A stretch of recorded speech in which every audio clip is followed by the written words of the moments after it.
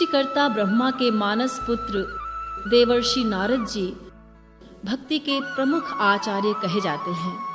उन्होंने जीवों पर अनुग्रह करके भक्ति तत्व का विवेचन 84 सूत्रों में किया है, जिसे नारद भक्ति सूत्र कहते हैं। इसमें यह दर्शाया है कि भक्ति ही भगवत प्राप्ति का एकमात्र साधन है जो सब युगों में सर्वमान्य है। इस युग के परमाचार्य भक्ति योग रसावतार जगत गुरु श्री कृपालु जी महाराज ने नारद भक्ति सूत्र में वर्णित विषयों की विस्तृत व्याख्या करते हुए विशुद्ध भक्ति का स्वरूप एवं उसके विभिन्न अंगों का पूर्ण निरूपण अपने प्रवचनों में किया है। आइए अब हम लोग भी श्री महाराज जी के मुखारविंद से निःसृत दिव्य वाणी का श्रवण करें।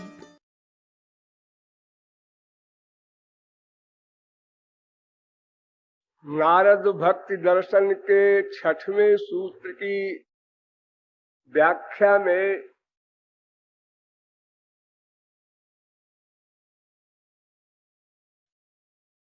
यह बताया गया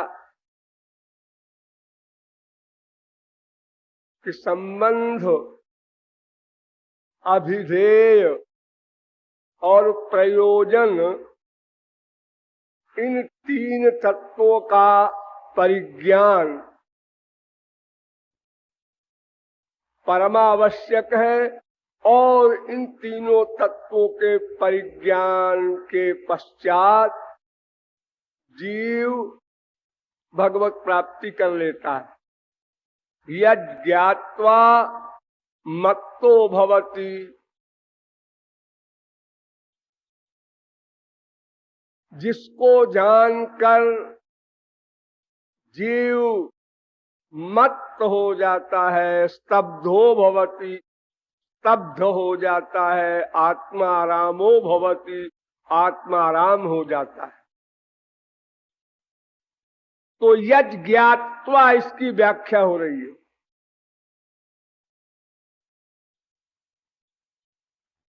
तो सर्वप्रथम संबंध की व्याख्या हुई। हमारा संबंध किससे है? आपको बताया गया कि हमारा संबंध केवल श्री कृष्ण से ही है, क्योंकि हम उनके अंश हैं और फिर हमारा वास्तविक रूप भी उनकी दासत्व का है। जीवेर स्वरूप है कृष्णेर नित्य दास। गौरांग महाप्रभु ने कहा कि जीव नेचुरल नित्य दास है श्री कृष्ण का। वेद से लेकर रामायण तक प्रत्येक ग्रंथ में ओतप्रोत है हमारा संबंध किससे है, क्यों है। सर्वे वेदायत पद्मामनंति, वेद कहता है कि जितनी भी वेद की ऋचाएं हैं उसी पर ब्रह्म की ओर इशारा कर रही हैं, उसी के निमित्त साधन बता रही हैं, उसी को परम तत्व प्रतिपादित कर रही हैं।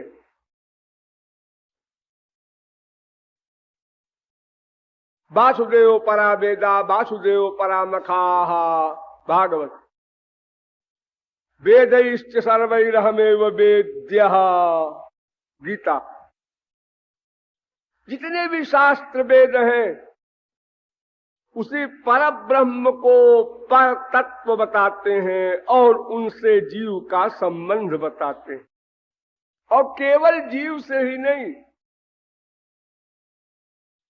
अनंत कोटि पर व्योमलोक, दिव्य लोक, जिसमें गोलोक, वैकुंठ लोक, साकेत लोक, शिवलोक आदि हैं, अलौकिक लोकों का एक संग्रह।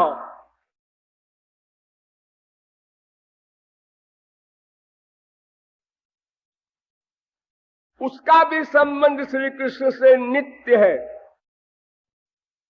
और माइक लोक में अनंत कोटि ब्रह्मांड, उसका संबंध भी श्री कृष्ण से नित्य है। यहां तक कि जड़ पदार्थ पृथ्वी, जल, तेज, वायु, आकाश से भी श्री कृष्ण का नित्य संबंध है। नित्य, साधारण संबंध नहीं, इतना गहरा संबंध है कि उस श्री कृष्ण की पावर के बिना और कुछ है ही नहीं, रह ही नहीं सकता। अरे माया तो जड़ ही है, वो क्या रहेगी? और जीव जो तटस्थ शक्ति है वो भी उन्हीं की शक्ति है, और जो उनके परव्योम लोक के नारायण आदि वैकुंठ आदि लोकों के अध्यक्ष हैं वो उनके स्वांश ही है। तो किमत वस्तु रूप्यताम, उनके अतिरिक्त है ही नहीं कुछ। तो फिर ऐसा कौन सा तत्व है जिसका संबंध न हो श्री कृष्ण से और कहीं हो? देखो, गधे की अकल से समझो, एक समुद्र है, उस समुद्र में अनंत तरंगे उठा करती हैं, कोई बड़ी ऊंची, कोई कम ऊंची, कोई छोटी। वो तरंगे आपस में मिलती भी रहती हैं। उसी प्रकार ये श्री कृष्ण समुद्र है, और उनके अंदर कोई ऊंची तरंग, जद जद विभूति मत सत्वम, देवलोक आदि की जो शक्तियां हैं, और कोई बीच के क्लास की मनुष्य, कोई निम्न कक्षा की राक्षस वगैरह, ये सब तरंगे हैं। तो तरंग का तरंग से संबंध नित्य नहीं हुआ करता। गधे की अकल से समझो, देखा होगा आप लोगों ने तरंगों को, वो तरंगे एक सेकंड में समाप्त हो गई, दो आई, एक समाप्त हो गई, दूसरी भी हो गई, तीसरी निकली, वो भी हो गई। लेकिन समाप्त होके कहां गई? संबंध किससे है उनका? समुद्र, नित्य संबंध। समुद्र से पृथक तरंग हो ही नहीं सकती। तरंग में समुद्र ओतप्रोत है। तो उसी प्रकार जीव जीव का, जीव माया का संबंध हो ही नहीं सकता। केवल जीव और परब्रह्म का ही नित्य संबंध है। और भी बहुत से रीजन है। ये तो वायुमान भूतान जायन्ते ये न जाता न जीवंती यत् प्रयन्त्यभिषम विशन्ति तत् ब्रह्म विजिज्ञासस्व, जिससे सब कुछ पैदा हुआ, पंच महाभूत भी और ये सारे जीव भी जो भूत हैं, और जिसमें स्थित है। खाली उत्पन्न होते तो भी हम कह देते कि जब उत्पन्न हुए तब संबंध था। अब उत्पन्न कर दिया उन्होंने, अब वो गोलोक में बैठे हैं, संबंध कट गया। ऐसा नहीं, ये न जाता नि जीवंत। प्रत्येक जीव का जीवन, उसका अस्तित्व बिना भगवान की पावर के प्लस हुए रह ही नहीं सकता। चेतनश्चेतना नाम एको बहुनाम जो विदधाति कामान। जीव जीव के, वो जीव को जीवन देने वाले हैं। तो देखो, उत्पन्न हुआ और फिर उसमें व्याप्त है, यानी साथ साथ उत्पन्न हुआ। बाप बेटे एक साथ निकले। ऐसा नहीं कि बेटा पैदा हो गया उसके बाद बाप ने कहा अच्छा भाई मैं अब आ रहा हूं। ऐसा नहीं हुआ। एक सेकंड का गैप नहीं, संबंध टूट जाएगा। तो सम्यक प्रकार का बंधन नहीं कहलाएगा। फिर तो जब सृष्टि हुई तो जितने भी सूक्ष्म प्रकृति आदि और सूक्ष्म समस्त जीव जो भगवान में लीन थे, वे प्रकट हुए, साथ साथ भगवान प्रकट हुए और सदा साथ साथ रहे। फिर प्रलय हुआ तो फिर साथ साथ लीन हो गए। बताओ कितना नित्य और सिद्ध संबंध है हमारा श्री कृष्ण से। और ये तो आप जानते हैं, योसो परब्रह्म गोपाला तमेकम गोविंदम सच्चिदानंद विग्रहम द्विभुजम ज्ञान मुद्राढ्यम वनमालिनीश्वरम। ये वेदों का चैलेंज है। कृष्णो हवै परमम दैवतम, कृष्ण एव परो देवस्तम ध्यायेत। ये सब वेद मंत्र हैं जो कहते हैं श्री कृष्ण ही परब्रह्म है और परब्रह्म से ही सबका संबंध है और किसी से है ही नहीं, हो ही नहीं सकता। नित्य संबंध। और वो कल मैंने बताया था ना कि वो संबंध ऐसा नहीं है कि केवल संबंध है, कृपा युक्त संबंध है। जैसे एक माँ का अपने बच्चे से संबंध होता है, उसके कल्याण की सदा चिंता रहती है माँ को, इस प्रकार का संबंध है। लेकिन एक बात पिंच करेगी आप लोगों को कभी अकेले में, उसको भी निपटाए चले कि भाई ये संबंध तो नित्य है, ठीक है, लेकिन ये माया ने जो संबंध को बिगाड़ दिया है, तो ये माया बहुत ही शत्रुता पूर्वक काम कर रही है। ये शत्रु अगर न होती तो हमारा श्री कृष्ण का जो संबंध है उसको हम भूलते ना।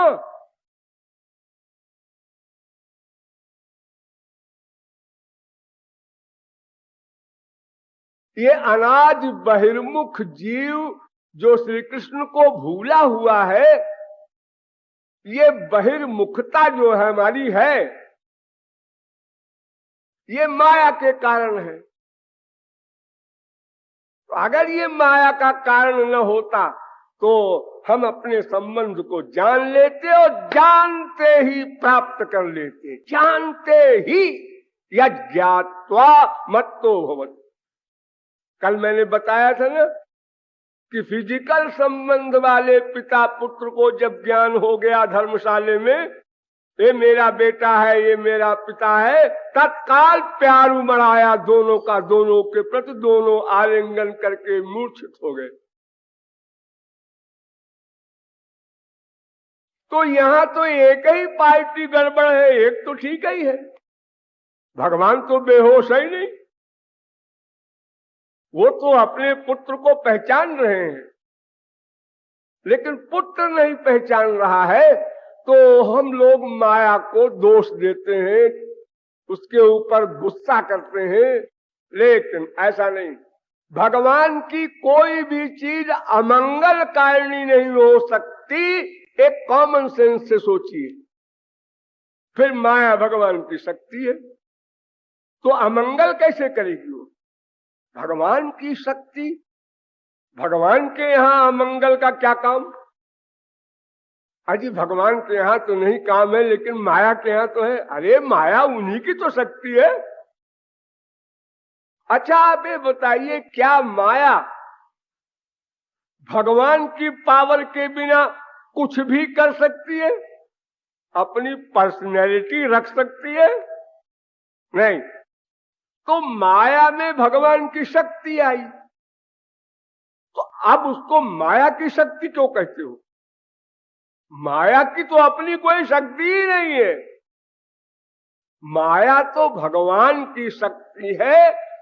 भगवान अपनी शक्ति को निष्पन्द कर दे, माया चुप। भगवान संकल्प करे, माया का वर्क प्रारंभ। तो माया कोई बुरी वस्तु नहीं है। जैसे महापुरुष है ऐसे माया है। ये दो पार्टी हैं आप लोगों के कल्याण के लिए, एक महापुरुष, एक माया। कोई भी संसारी माँ बच्चे का सुधार दो प्रकार से करती है, लाड से, प्यार के, समझा के, बुझा के, बेटा पढ़ने जाओ, नहीं पढ़ोगे तो क्या घास खोदोगे, नौकरी कहाँ मिलेगी, कैसे तुम्हारे बाल बच्चे पलेंगे, और फिर संसार में अपमान होगा सब जगह, अनेक प्रकार से समझाती है, प्यार से, दुलार से।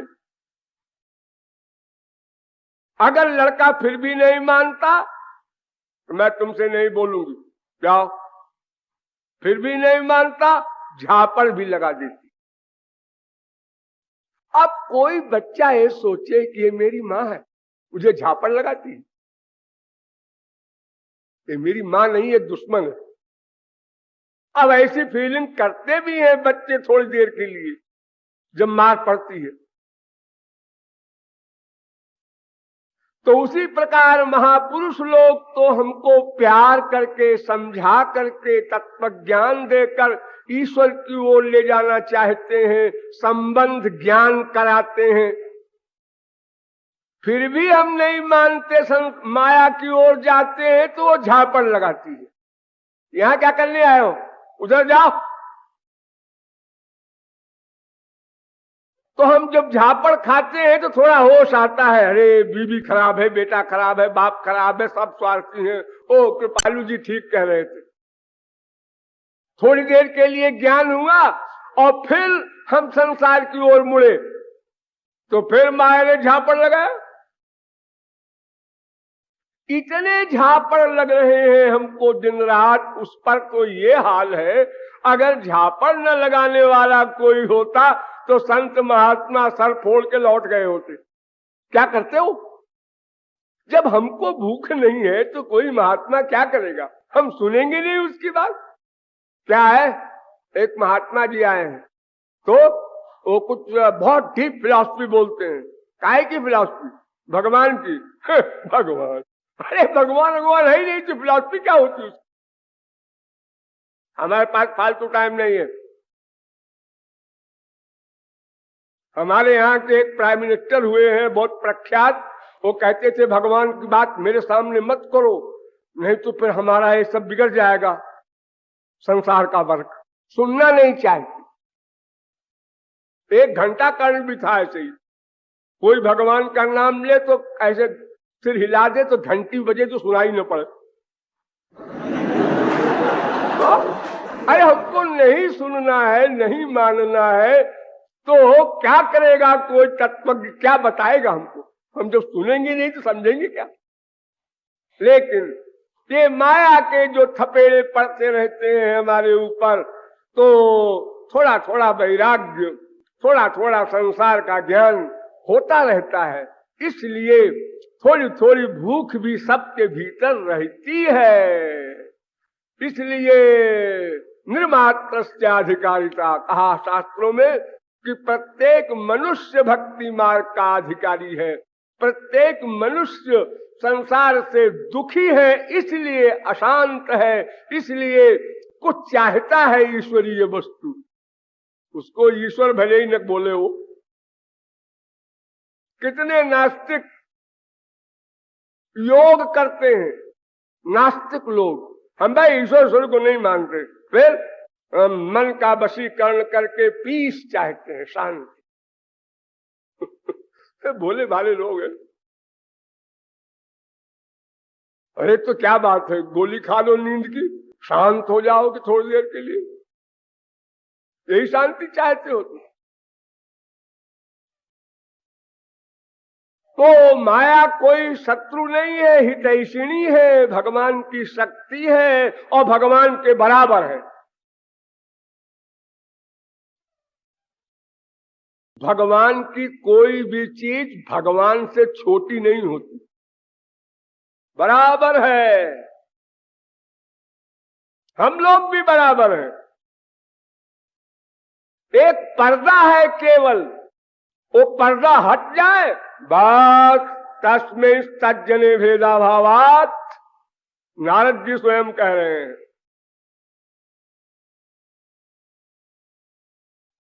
भक्त और भगवान में भेद नहीं होता।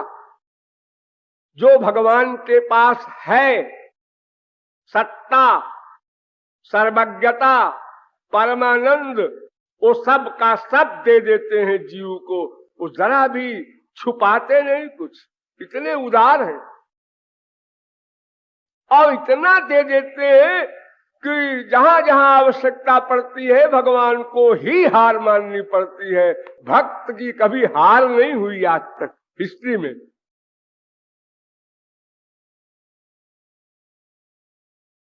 जहां भक्त ने प्रतिज्ञा किया ऐसा होगा, भगवान ने किया ऐसा है कानून मेरा, भक्त कहता है कानून गया चूल्हे में, मैंने प्रतिज्ञा किया है, तो भगवान कहते हैं ठीक है भाई, तुम्हारी बात रहेगी, हम हारे तुम जीते। तो माया भगवान की शक्ति है, इसलिए भगवान की पावर है, इसलिए भगवान के बराबर है। इसीलिए मामेव ये प्रपद्यन्ते माया में ताम तरंति ते। इंद्र की शक्ति, कुबेर की शक्ति, वरुण की शक्ति, ब्रह्मादिकों की शक्ति भी कोई प्राप्त कर ले तो भी माया निवृत्ति नहीं होती। ऐसा क्यों? अरे क्या बात है, बड़ी भारी पावर है माया, तो ये बड़ी भारी पावर तो इन लोगों के पास भी है। वो बड़ी बड़ी से काम नहीं चलेगा, अनलिमिटेड पावर चाहिए और अनंत मात्रा की पावर श्री कृष्ण के पास है। इसलिए वो कहते हैं मामेव, केवल मेरी कृपा से ही माया जाएगी। अगर भगवान से कमजोर होती माया तो कोई तो उस पर कंट्रोल करने की हिम्मत रखता। बड़े बड़े योगींद्र मुनींद्र सब हार चुके, सिद्धियां प्राप्त करते हैं, बड़ी बड़ी निधियां प्राप्त करते हैं, अनंत रूप धारण करते हैं, आकाश में उड़ते हैं, इतने हल्के हो जाते हैं कि फूंक दो तो उड़ जाए, इतने भारी हो जाते हैं कि बड़े बड़े क्रेन नहीं उठा सकते। ये सब सिद्धियों से कर लेते हैं, लेकिन माया को नहीं जीत सकता। तपस्विनो दान परा यशस्विनो मनस्विनो मंत्र विदस्तु मंगलाः क्षेमं न विन्दन्ति विना यदर्पणं तस्मै सुभद्रश्रवसे नमो नमः। ज्ञानी हो, कर्मकांडी हो, योगी हो,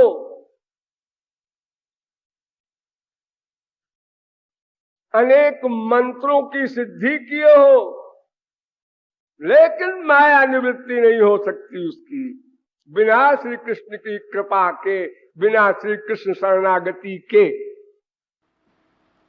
तो माया भगवान की शक्ति है, हमारी हितैषिणी है, द्वेष बुद्धि कभी मत लाना। हमारी गलती को सुधारने के लिए माया दंड देती है।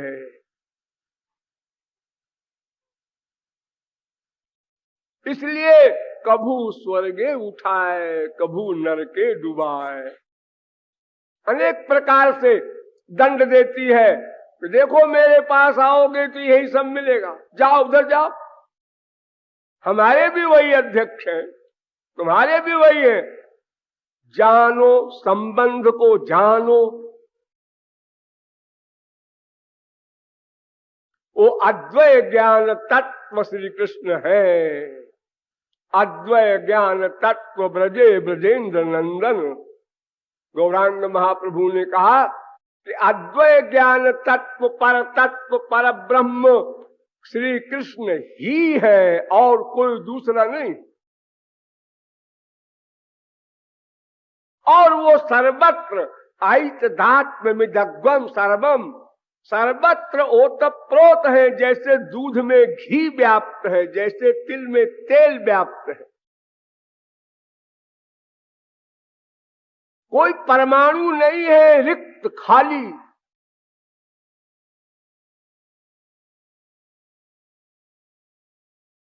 तो उन श्री कृष्ण से हमारा संबंध नित्य है, और उसमें से में ही लगा दो तो ज्ञान परिपूर्ण हो जाए। श्री कृष्ण से ही हमारा संबंध है। ही, इस ही लगाने में कुछ करना होगा। ही लगाने के लिए कुछ करना होगा। जो करना होगा उसका नाम अभिधेय। अब नंबर 2 बता रहे हैं, अभिधेय। अभिधीयते अनेन इति अभिधेय। जिस मार्ग से चलकर लक्ष्य पर पहुंचा जाए उसका नाम अभिधेय।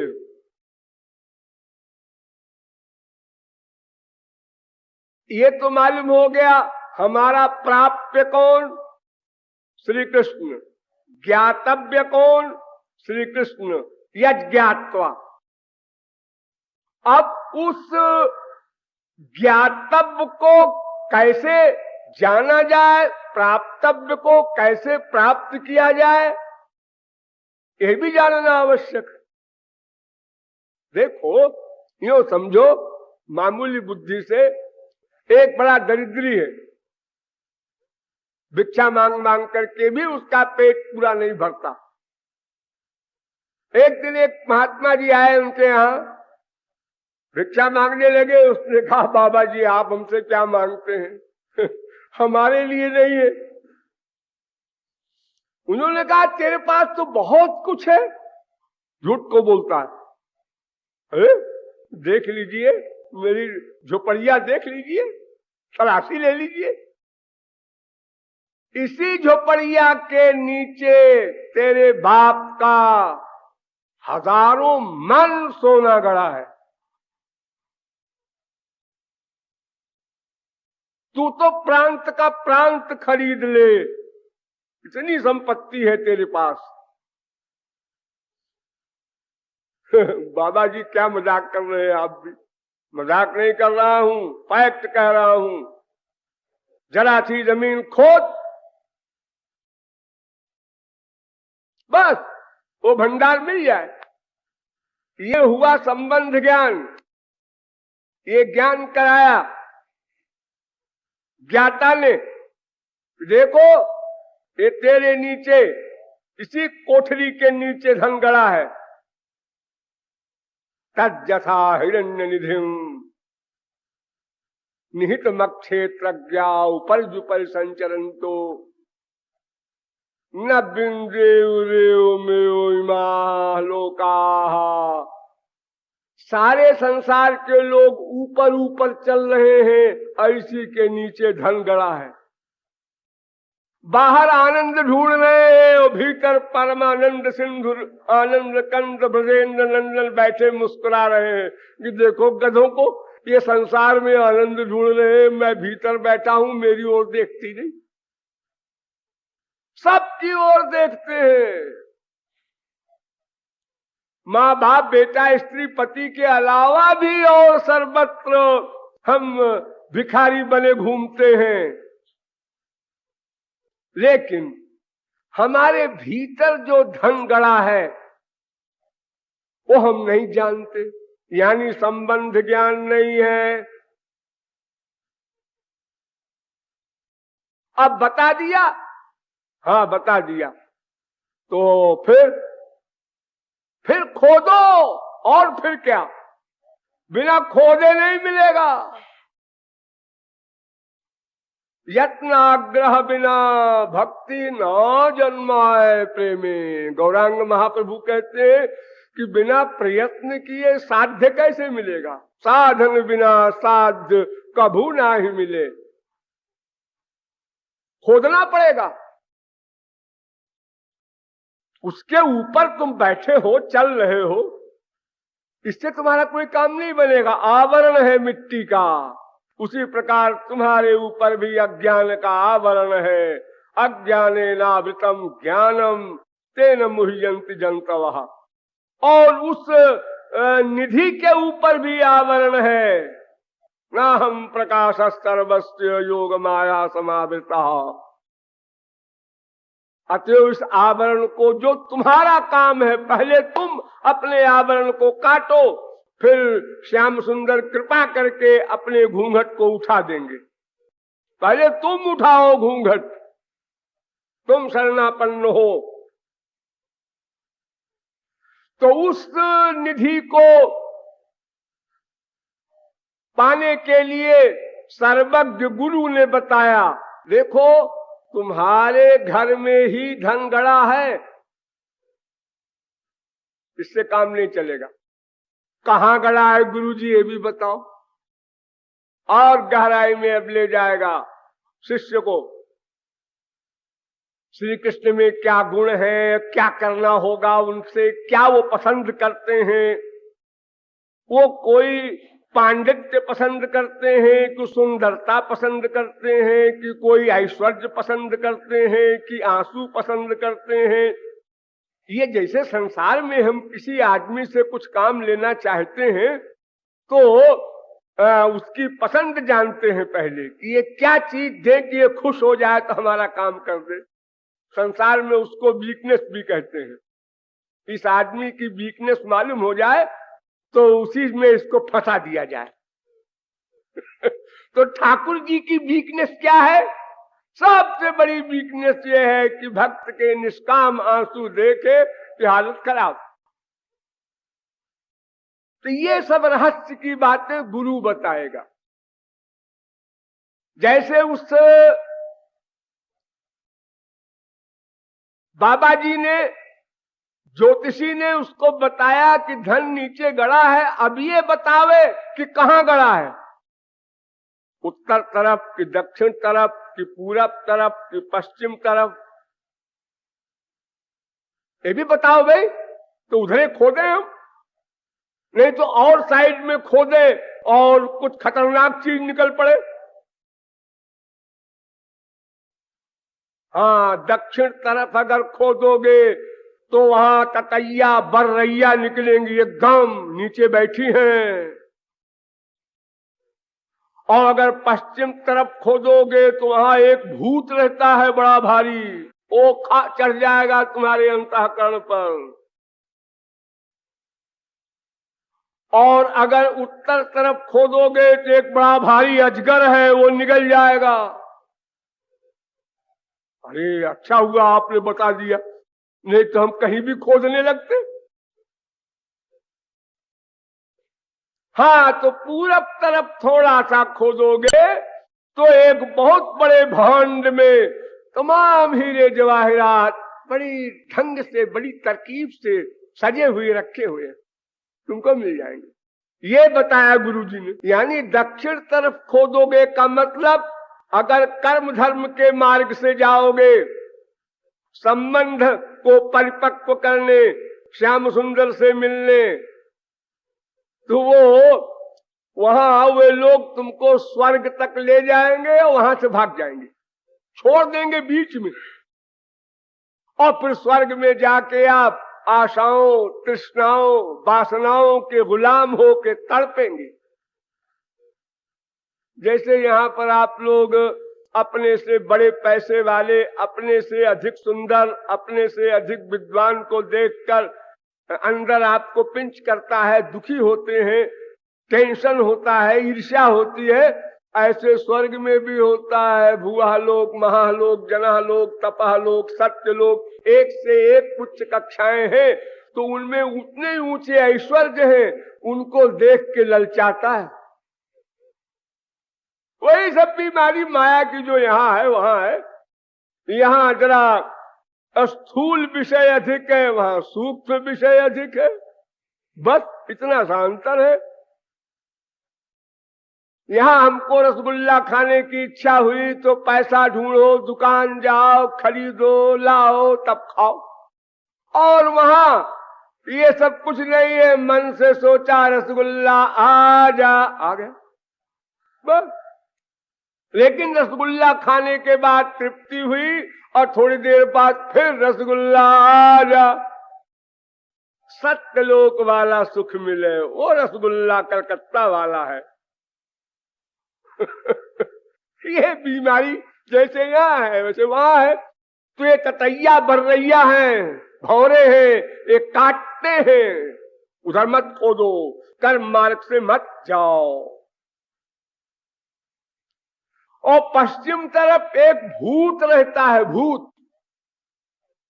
देखो, भूत जब किसी को लग जाता है तो जितनी देर तक भूत लगा रहेगा उतनी देर तक वो जीवात्मा स्वयं कुछ नहीं करती, वही भूत ही सब कुछ करता है, बोलता है, चलता है, फिरता है, हरकतें करता है। वैसे ही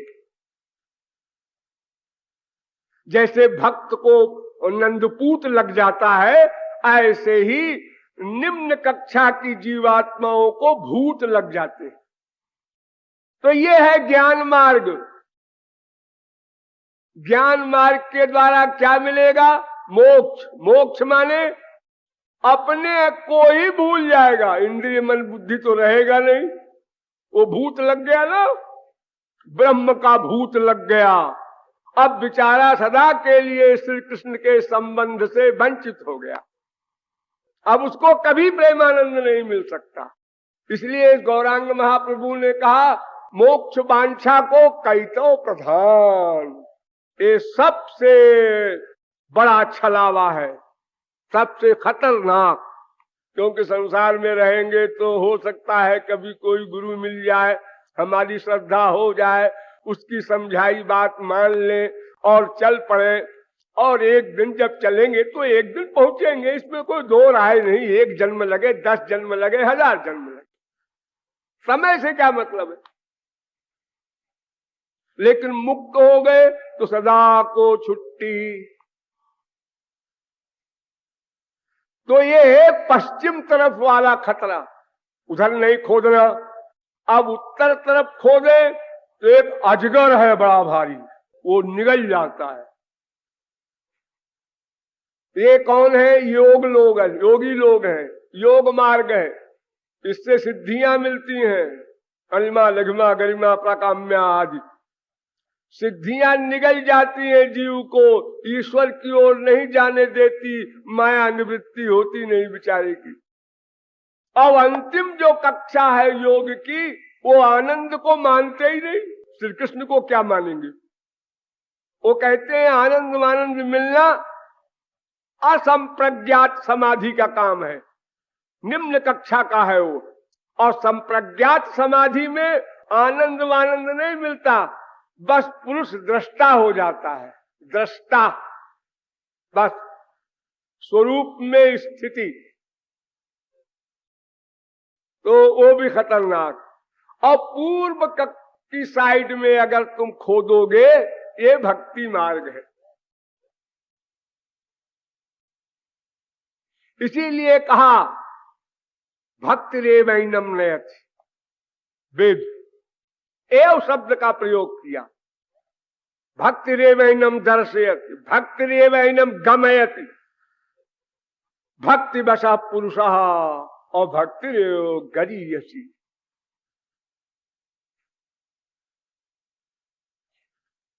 भक्त्या में कया ग्राह्या, एकमात्र भक्ति से ही मैं ग्राह्य हूं। भक्त्या में कया ग्राह्य श्रद्धयात्मा प्रिय सताम। एक भक्ति से और किसी मार्ग से नहीं। भक्त्या तो नन्या शक्य अहमेवं विधोर्जुन। चाहे द्रष्टुम, चाहे ज्ञातुम, चाहे प्रवेशतुम, जो भी आप चाहते हैं, सब में माया निवृत्ति होनी है। इसलिए माया निवृत्ति केवल भक्ति से ही होगी। लेकिन एक काम ठीक नहीं है। देखिए, उस दरिद्र को पूर्व तरफ खोदने से धन मिला, हाँ मिला, तो क्या हुआ? धन मिलने से क्या हुआ? अरे गरीबी चली गई, दरिद्रता का नाश हो गया, दरिद्रता का नाश हो गया। अगर धन को खोद करके उसी कमरे में एक अलमारी में वो बंद कर दे और उसी प्रकार भिक्षा मांगा करे और उसी कमरे में रहा करे, उसको कौन कहेगा कि दरिद्रता का नाश हो गया? ऐसे दरिद्रता के नाश से कोई फायदा नहीं।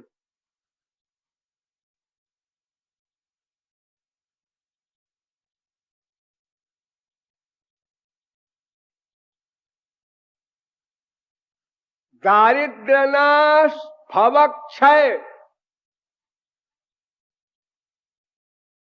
ये दो चीजें, उस भिखारी का दारिद्र्य नाश और भगवान के शरणागत होने वाले का भवक्षय, माया निवृत्ति।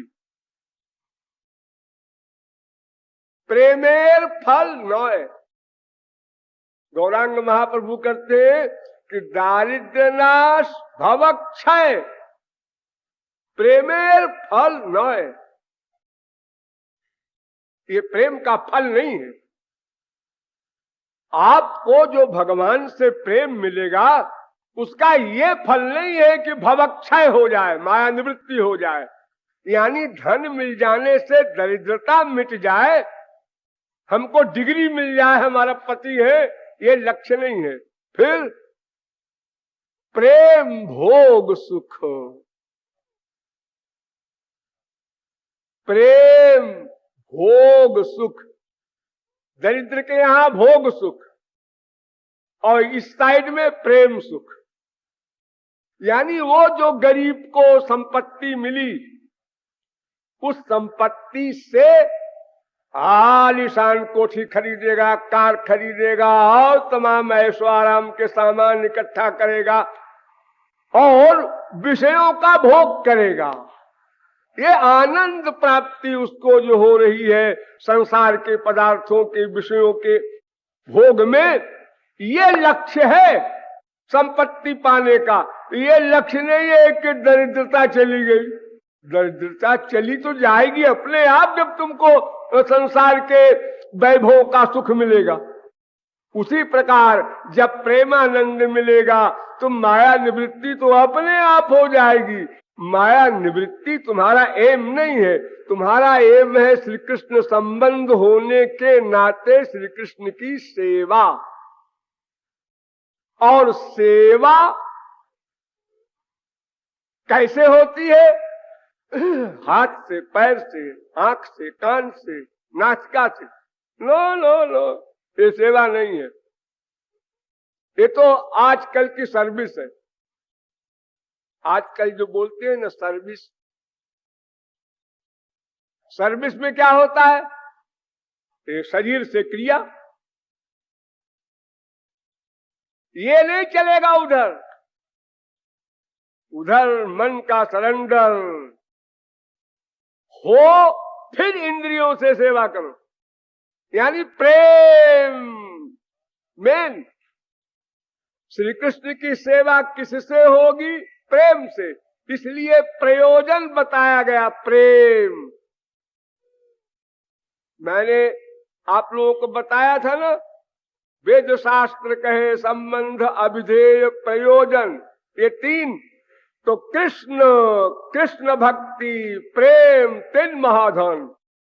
हमारा एम, हमारा प्रयोजन, हमारा उद्देश्य प्रेम है। प्रेम पंचम पुरुषार्थ से प्रेम महाधन, पुरुषार्थ शिरोमणि से प्रेम महाधन। गौरांग महाप्रभु बार बार कहते हैं धर्म, अर्थ, काम, मोक्ष, चार पुरुषार्थ गीता में कहे गए। चार प्रकार के भक्त भी कहे गए, आर्त, जिज्ञासु, अर्थार्थी, ज्ञानी।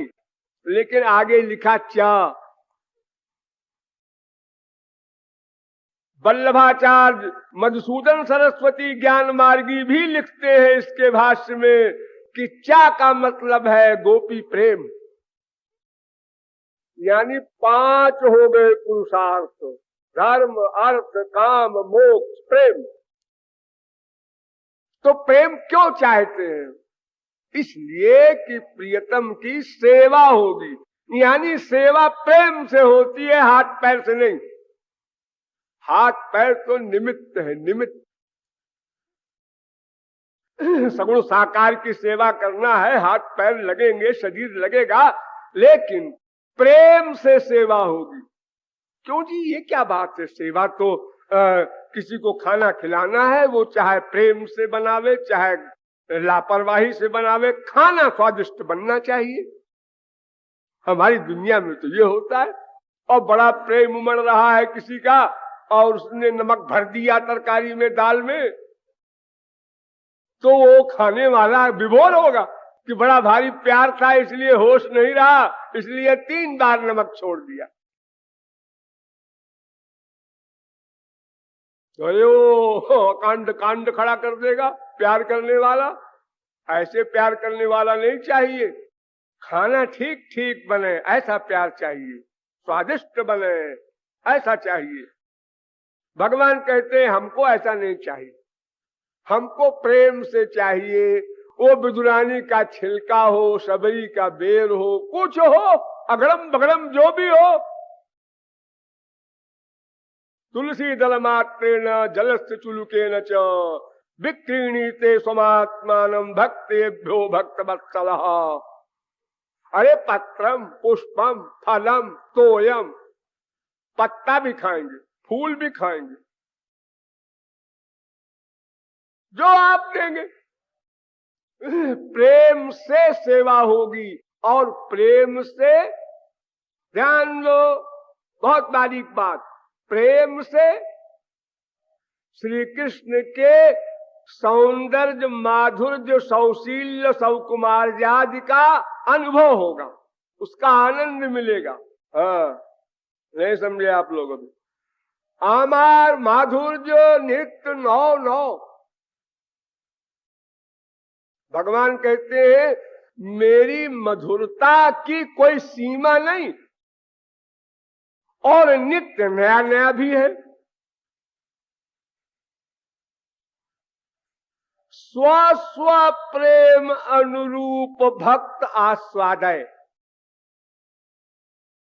देखिए, जितनी लिमिट में हमारा प्रेम होगा उतनी लिमिट का आनंद हमको श्याम सुंदर से मिलेगा। ये साइंस भूलना नहीं कभी। जितनी मात्रा में हमारा प्रेम होगा श्री कृष्ण से, उतनी मात्रा में उनके दर्शन से, स्पर्श से, शब्द श्रवण से, यानी जो 4 माधुरी है मेन श्री कृष्ण में, लीला माधुरी, प्रेम माधुरी, रूप माधुरी और मुरली माधुरी। लीला माधुरी, प्रेम माधुरी, रूप माधुरी, मुरली माधुरी, इन चारों में अनंत रस भरा है। और यही 4 चीजें श्री कृष्ण में सारे भगवानों से अधिक हैं। बुद्धि लगाओ, भगवान एक ही होता है, और मैं बोल रहा हूं सारे भगवानों से नहीं। भगवान के जितने स्वरूप हैं, स्वांश, नारायण है, महाविष्णु है, और शंकर जी हैं, राम जी हैं, तमाम जी भगवान के अवतार हुए हैं ना। अवतारा है संख्या। तो ये सारे अवतारों में 60 गुण होते हैं, लेकिन श्री कृष्ण में 64 गुण हैं। तो वो 4 गुण जो एक्स्ट्रा है वो यही है, लीला माधुरी, प्रेम माधुरी, रूप माधुरी, मुरली माधुरी। तो इन चारों का रस आपको आपके प्रेम की मात्रा के अनुसार मिलेगा। आपका प्रेम 4 आने, तो इसका रस भी आपको 4 आने। एक का प्रेम 8 आने, उसको उसी मुरली नाद में 8 आने रस मिल रहा है। एक ही आवाज जा रही है, लेकिन स्व स्व प्रेम अनुरूप भक्त आस्वादय। अरे दोहे करे हुड़ा हुड़ी, बाडे मुख नाही मुड़ी। गौरांग महाप्रभु कहते हैं कि होड़ होती है, होड़ प्रेम और श्री कृष्ण के माधुर्य में। वो लीला माधुर्य, प्रेम माधुर्य, रूप माधुर्य, मुरली माधुर्य, चारों को भूलना नहीं। इनमें होड़ होती है। प्रेम बढ़ा तो श्याम सुंदर ने माधुर्य बढ़ा दिया, और प्रेम बढ़ा उन्होंने और माधुर्य बढ़ा दिया। कोई हारता नहीं। ना ही मुड़ी। इन दोनों में कोई हारता नहीं, अनवरत तो रस बढ़ता ही जाता है।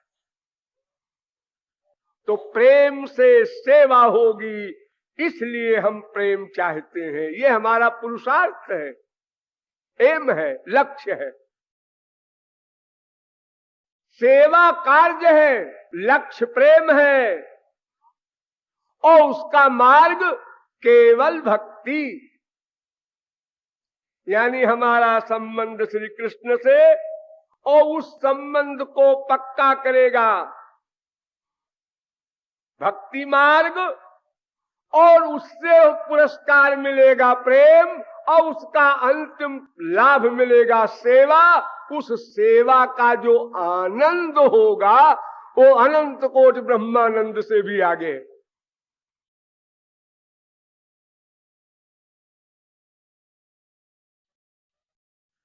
तो केवल भक्ति ही अभिधेय है। मैंने इस बात को बहुत डिटेल में समझाया है, बहुत बार आप लोग भूले न होंगे। अभिधेय का निर्णय होता है 5 प्रकार से। फिर से संक्षेप में सुन लीजिए। उस साधन से लक्ष्य प्राप्त हो तो भक्ति से लक्ष्य प्राप्त होगा।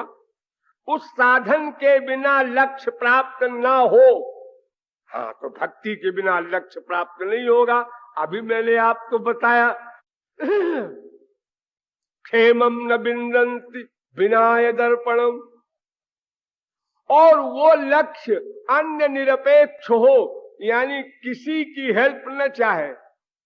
भक्ति को किसी की हेल्प की आवश्यकता नहीं है, क्योंकि न माम साधेत योगो न सांख्यं धर्म उद्धव न स्वाध्याय तपस्त्यागा, कुछ भी नहीं। और वो सार्वत्रकित हो, उसमें सार्वत्रकिता हो, यानी सब कर सके। कर्म में अनेक प्रकार के कायदे कानून, एक वेद मंत्र के, एक शब्द के, एक स्वर में गलती हो जाए तो यजमानम हिनस्ति। और योग में तो और कठिनता है। कितने पागल हो जाते हैं हमारे संसार में, गलत फलत गुरुओं के चक्कर में पढ़ करके अंड बंड प्राणायाम का नाटक करते करते कितने पागल हो रहे हैं आज। और ज्ञान में तो 4 साधनों से संपन्न हो, समाधि सठ संपत्ति हो, बड़ी लंबी चौड़ी स्कीम हो, तो उसका ABCD शुरू हो।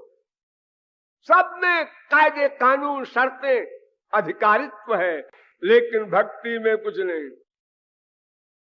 धावन निमील्यवा नेत्रे न स्खले न पते दह्य, उल्टा नाम जपा जग जाना। एग्जाम्पल, मरा मरा कह करके यहाँ महापुरुष हुए जा रहे हैं लोग, और ये बड़े बड़े कर्मकांडी स्वर्ग में सड़ के फिर लौट आए, बड़े बड़े योगी रिद्धि सिद्धि पाके फिर भवाटवी में आए, और बड़े बड़े ज्ञानी भी ये निरबिंदाक्ष विमुक्त मानिनः त्वय्यस्प्रभावाद विशुद्ध बुद्धया आरुह्य कृच्छेण परम पदम ततः पतन्ति। वो अंतिम भूमिका पर पहुंचकर भी उनका पतन हो जाता है। आरूढ़ योगोपि निपात्यते धा ज्ञानिनावपिचेतांसी देवी भगवती हिसा भलादा कृष्ण मोहाय महामाया प्रयच्छति। तो ये कर्म, योग, ज्ञान आदि जितने भी साधन हैं, इनसे लक्ष्य नहीं प्राप्त होगा, और ये सार्वत्रकिता भी इनमें नहीं है, और सदा तनत्व भी नहीं है, माने सनातन भी नहीं है। ये सब कर्म ने स्वर्ग दिया, मर गया, कर्म स्वयं मर गया, स्वर्ग दे दिया आपको साहब, हाँ, तो अब फिर आई, अब क्या हमें, बात खत्म। संसार में जैसे कोई दिन भर काम करता है, आपने उसको 50 रुपया दे दिया मजदूरी। अब वो कल आकर कहता है देखिए साहब आपके यहाँ हमने कल काम किया था। हाँ हाँ किया था, तो जरा उसका ख्याल कीजिए। कर तो दिया, दे तो दिया 50 रुपए, बस आज फिर आया है बात करने, ख्याल कीजिए ख्याल कीजिए। अरे कल ही ख्याल कर दिया था मैंने, 50 रुपए दे दिया मजदूरी। अब क्या है, तेरा वो दिन भर का कर्म 50 रुपए में लीन हो गया। हमने यज्ञ दान व्रत जो कुछ किया था वैदिक कर्म, उसने स्वर्ग दिया और कर्म समाप्त हो गया। ज्ञान ने अज्ञान को समाप्त किया और स्वयं भी समाप्त हो गया। और जितने भी यम नियम आसन प्रत्याहार प्राणायाम ध्यान धारणा समाधि आदि किया योग में, वो भी समाप्त हो गया सिद्धि लेकर के। लेकिन भक्ति किया और फिर भक्ति मिली और फिर भक्ति सदा बनी रही, वो नष्ट नहीं होती। ये 5 शर्तें हैं अभिधेय के विषय में, वो केवल भक्ति पर ही लागू होते हैं। अतएव हमको अपने संबंध को समझना है। हमारा संबंध श्री कृष्ण से ही है और उस संबंध के लिए भक्ति पुल है। और कुछ ऐसा नहीं है कि साहब भगवान के पास कोई ऐसी चीज है प्रेम मोम हमको देंगे, भीख मांगेंगे, भीख नहीं। तत्तेनुकंपां सुसमीक्षमाणो,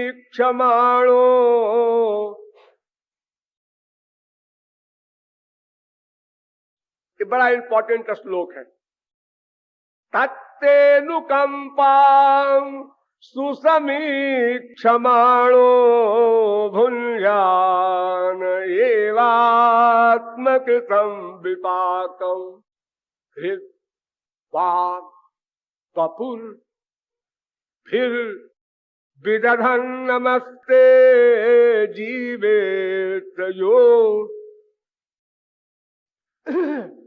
इस श्लोक का बड़ा गंभीर अर्थ है, संक्षेप में समझ लो कि भक्त भगवान की कृपा की बाट जो होता रहता है, अनुकंपाम सुसमीक्षमाणः, भगवान की अनुकंपा की प्रतीक्षा करता है, ऐतराज नहीं करता अभी तक क्यों नहीं हुई कृपा,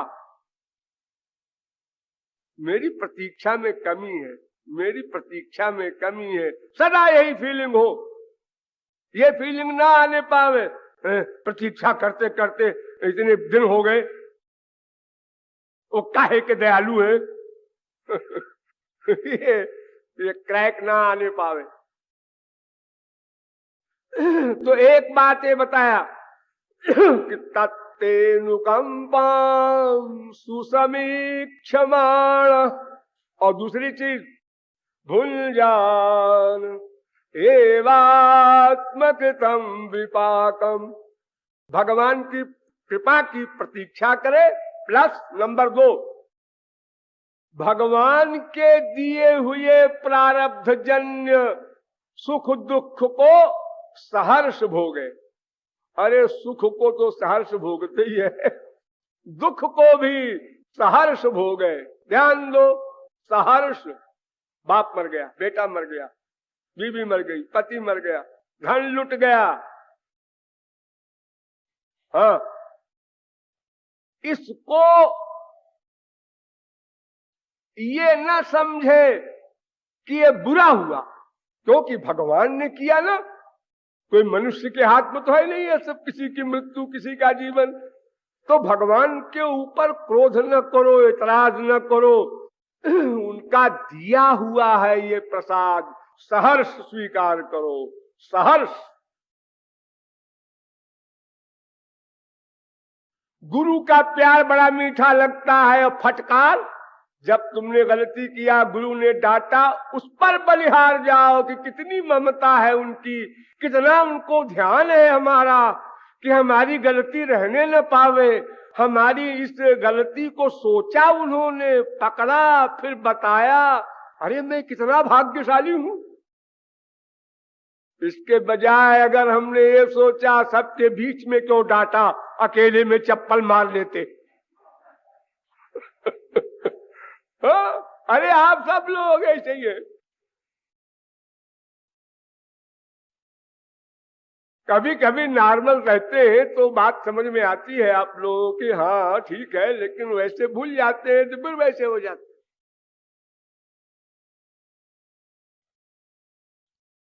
तो दो बात मैंने बताई, कृपा की प्रतीक्षा करो, प्रारब्ध को सहर्ष भोगो, और विदधन नमस्ते। तीसरी चीज हृदय से। नंबर 1 आया हित और वाक और शरीर। हृदय से श्री कृष्ण को अपना मानो, प्यार बढ़ाओ, समर्पण करो, और वाणी से भी उनका नाम वगैरह लो। शरीर से भी जो सेवा बने वो न मिले जब तक गुरु की ही सेवा करो, दोनों का एक फल है। लगाए रहो सबको, लेकिन हृदय मन का अटैचमेंट मेन है। एक्टिंग में मत करना। वैसे तो नथिंग से समथिंग अच्छा है एक्टिंग में भी, लेकिन वो साधना नहीं है। कोई गधा गधा कहे, कोई राम राम कहे तो राम राम कहने वाला बेटर है, ये तो आप कह सकते हैं, लेकिन ये उपासना नहीं है जब तक मन का लगाव न हो। और ये 4 बातें आपके सामने आई, किसके लिए? दाय भाग। दाय भाग कहते हैं उत्तराधिकारी, वारिस। भगवान की प्रॉपर्टी के उत्तराधिकारी हैं हम लोग। अरे अमृतस्य वै पुत्रा, हम उनके बेटे भी हैं, उनके बाप भी हैं, उनकी माँ भी है, वो हमारी माँ भी है। इतना गंभीर रिश्ता है हमारा उनका, तो उनकी प्रॉपर्टी हमें भीख मांगने से मिले? उनकी भी तौहीन है, हमारी भी। हाँ, उत्तराधिकारी है। देखो संसार में उत्तराधिकारी कोई बनाया जाता है तो उसमें 4 शर्तें होती हैं, ध्यान दो, 4 शर्तें होती हैं। वो बाप की प्रत्येक आज्ञा माने, बाप की सेवा करे और जीवित भी रहे। यहां भी कहा जा रहा है कि प्रतीक्षा करे कृपा की, नंबर 1। नंबर 2 प्रारब्ध सहर्ष भोगे। नंबर 3 इंद्रिय मन बुद्धि से उनकी भक्ति करे। और नंबर 4 जीवे तो वो दाय भाग है, उत्तराधिकारी है, यानी वो सामान अपने आप आपको मिल जाएगा। जैसे उसने मिट्टी हटाया धन मिला, ऐसे आपने ये अनादिकाल का अज्ञान हटाया कि ये हमारा, ये हमारा, ये हमारा, मैं देह हूं, ये अज्ञान हटा, ये पर्दा हटा कि वो प्रेम धन भगवान ने दे दिया। यानी ध्यान दो, अंतिम कंक्लूजन, अंतःकरण गंदा है, साधना भक्ति के द्वारा अंतःकरण शुद्ध होगा। जैसे ही अंतःकरण शुद्ध हुआ, वो आवरण गया 3 गुणों का, तो शुद्ध अंतःकरण में लादिनी संधिनी संविदात्मिका चित्शक्ति का सत्व, विशुद्ध सत्व आपके अंतःकरण में आया। और विशुद्ध सत्व ने लादिनी संधिनी संविद तीनों शक्तियों को लेकर अपना काम किया। तो लादिनी शक्ति का सारभूत प्रेम है, वो अपने आप मिल जाएगा, आपको कुछ करना वरना नहीं है। उत्तराच्चे दाविर्भूत स्वरूपस्तु ब्रह्मसूत्र, आविर्भाव हो जाएगा, केवल पर्दा हटाना आपका काम। तो ये सब ज्ञान आवश्यक है, यज्ञात्वा। इसका अर्थ मैं समाप्त कर रहा हूं आज। क्या जान करके? संबंध जान करके, उस संबंध को जोड़ने का मार्ग जान करके और हमको क्या प्राप्त करना है ये जान करके, संबंध हमारा श्री कृष्ण से नित्य सनातन है, स्वयं सिद्ध है। और उसका जो मार्ग है वो नवधा भक्ति मार्ग है, और जो लक्ष्य है वो प्रेम है, और जो प्राप्तव्य है वो श्री कृष्ण की सेवा है। इसका पूर्ण ज्ञान हो। इस समय आप लोगों ने सुना तो हल्का हल्का ज्ञान हुआ, इसका मनन मनन मनन चिंतन बार बार रिवीजन करोगे तब ये ज्ञान पक्का होगा। जितना पक्का होगा उतना ही आप ठाकुर जी के समीप पहुंचते जाएंगे। और जब पूर्ण ज्ञान हो जाएगा तो क्या होगा ये कल बताएंगे। बोलिए वृंदावन बिहारी लाल की।